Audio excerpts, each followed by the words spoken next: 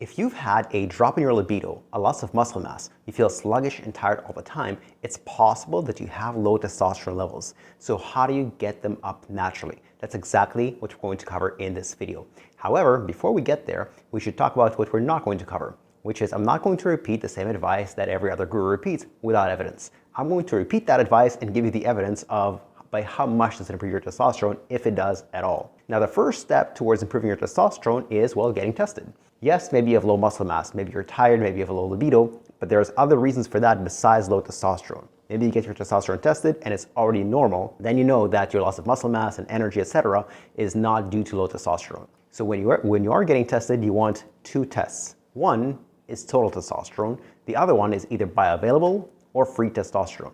Why those two tests? Well, testosterone is a hormone, and like other hormones, it doesn't float around in the blood by itself. It's bound to what's called a carrier protein. Imagine it's like you have to go to work. You have to get inside your car to go to work. That car is like the carrier protein. And so to get inside the building, you have to get out of the car. Total testosterone includes all the testosterone plus the carrier protein. Bioavailable or free testosterone is only the amount of testosterone that's available to go inside the cells. And that's why you want both tests.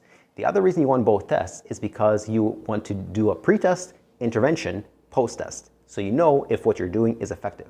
One common myth is that the more testosterone you have, the better. That's not true at all. The body does not like extremes. It doesn't like low levels of anything or high levels of anything. The same is true for testosterone. There are dangers to low testosterone levels, and we're all aware of those. But there are also dangers to excessive testosterone levels. Things like hair loss, things like aggression, things like heart disease, skin changes like acne, and so on. Now, this only happens with excessively high testosterone, ways that you can't get there naturally. For people who have naturally high testosterone levels without supplementing, without taking steroids or taking testosterone, it's not likely that you're going to get excessively high. The goal is not maximal testosterone, the goal is optimal testosterone. And optimal is not too high or too low, optimal is just right. One common way, often stated, to improve testosterone is to sleep better. And now, while I can't disagree on the importance of sleep, I somewhat disagree on the importance of sleep or the impact of sleep on testosterone levels. In one study of 1,274 older men, the highest testosterone levels were found in people who slept between 8 and 10 hours per night, but they were only 3 to 6% lower in people who slept between 5 and 8 hours per night, and only 11% lower for those who slept less than 5 hours per night. Interestingly enough, although insomnia is not a great condition to have, it did not affect testosterone or bioavailable testosterone at all. In other words, if they were in bed and attempting to sleep, that was good enough to have testosterone levels on par with somebody who did not have insomnia. So while sleep is important for many reasons, testosterone levels are not really one of those reasons. It also used to be thought that strength training boosted testosterone. I mean, strength training is the picture of a high testosterone activity.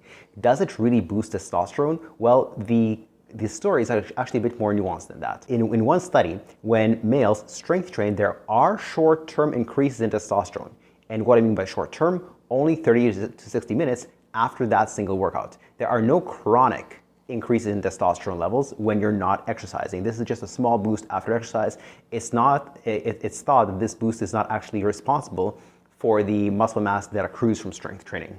However, another study showed that although there were no improvements in testosterone levels, there was an improvement in testosterone sensitivity. What do I mean by that? Well, testosterone sensitivity is how much testosterone is required to exert its effects.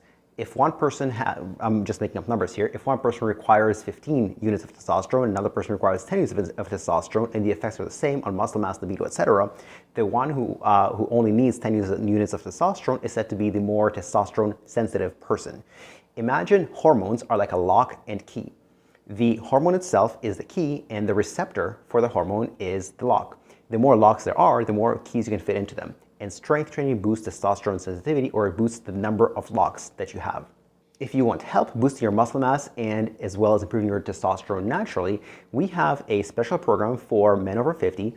And if you click on the link in the description below, it'll take you to our homepage where you can fill out a very short application form to take you to a 10 to 15 minute quick Zoom chat, no pressure, no sales pitch, just to see whether we can help you improve your muscle mass as well as your energy levels and testosterone. Another way that's often said to improve testosterone levels is to eat a high-fat diet. Now, what's the rationale behind this? Well, it's said that the mother molecule of all sex hormones like testosterone, cortisol, estrogen, progesterone, etc., is cholesterol. Cholesterol is a fatty substance, so on a high-fat diet, you have more cholesterol, which will go into testosterone and maybe your arteries. So that's the rationale behind it. Now, what does the research have to say? Well, in one study, they compared a high-fat diet versus a low-fat diet. In this study, 43 men were divided into the high-fat diet or the low-fat diet groups. For 10 weeks, they ate this kind of diet. After those 10 weeks, they had a 2-week washout period. In other words, they could eat whatever they wanted. After that 2-week washout period, they switched groups. The group that ate high-fat now ate low-fat and vice versa. What happened at the end of the study?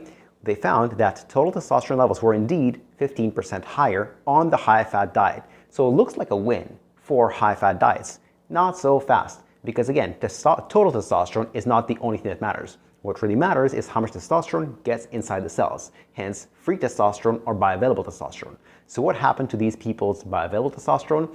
It dropped by 15% on the high-fat diet. So total testosterone went up, free testosterone went down, the net effect is no effect. So it seems like the composition of the diet doesn't make any difference to testosterone levels that really matter.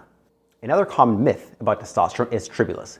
It's a supplement often given to men who think they have low testosterone levels and they want to see if it's going to improve them.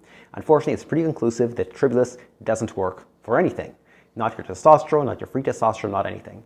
In one study, men between the ages of 20 and 36 were divided into 3 different groups. Group number 1 received 10 milligrams per kilogram per day. Group number 2 received 20 milligrams per kilogram per day. And group number 3 was the control group. They received a pill that they thought was tribulus, but actually it had nothing in it. At the end of the study, there were no differences between the 3 groups in anything. Total testosterone, free testosterone, other male-like hormones like androstenedione, DHEA, and others. Another study in older men found the exact same thing. There is no impact of tribulus on testosterone levels. What about alcohol? It's often said that alcohol often lowers testosterone because alcohol is a carb, and carbs are bad for testosterone, and as we learned earlier, no, they're really not.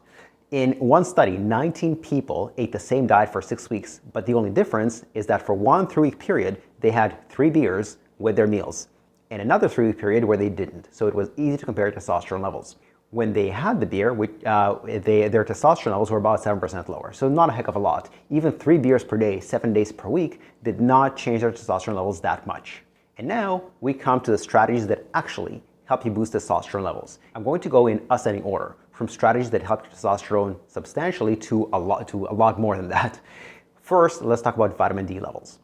In one study of people with low vitamin D levels, when they supplemented with 3,332 IUs of vitamin D per day for 1 year, after that time, their total testosterone improved by 25% and their free testosterone improved by 20%. So pretty substantial.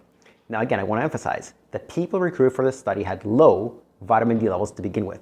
In another systematic review of vitamin D supplementation, it only improved testosterone levels in people who had low vitamin D levels to begin with. In other words, if your vitamin D levels are low and your testosterone is low, improving vitamin D will improve your testosterone.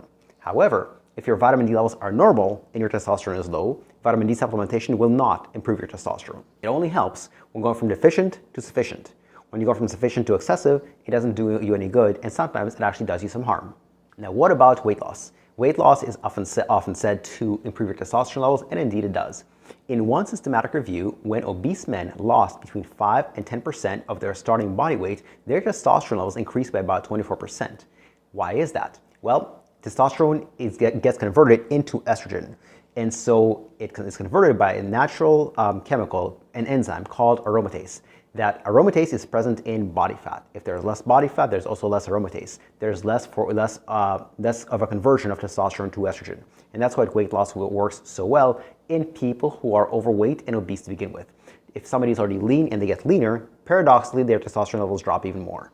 And when it comes to the winner of the natural ways to increase testosterone, it's clearly zinc. In one study, elderly men with an average testosterone level of 8.3 nanomoles per liter supplemented with zinc.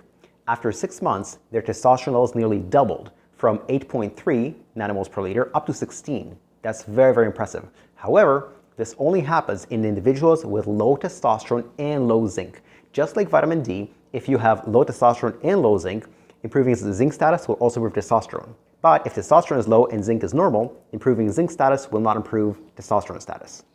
Now, if you're wondering, can I supplement with zinc? Yes, you can. But what are some zinc-rich foods I could eat? The 3 best sources of zinc are red meat, oysters, and pumpkin seeds.